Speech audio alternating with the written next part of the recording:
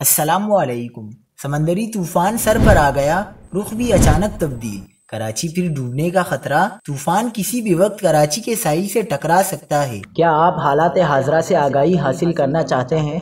خبر کے پیچھے چھپے اصل حقائق جاننا چاہتے ہیں تو ابھی سبسکرائب کیجئے جلمل پاکستان کو اور ساتھ ہی گھنٹی کے نشان پر کلک کر دیں۔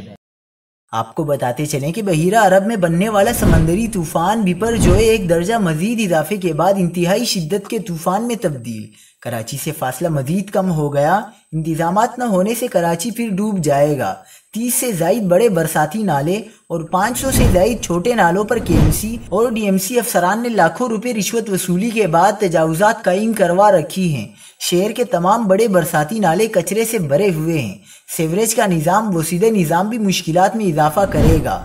جگہ جگہ لگے کچرے کے ڈھیر بھی اذیت کا سبب بنیں گے۔ گزشتہ سال بھی طوفانی بارشوں سے نصف شہر ڈوب گیا تھا۔ سمندری طوفان بپرجوئے کسی بھی وقت کراچی کے ساحلی علاقوں سے ٹکرا سکتا ہے، جس کے باعث شدید بارشیں متوقع ہیں۔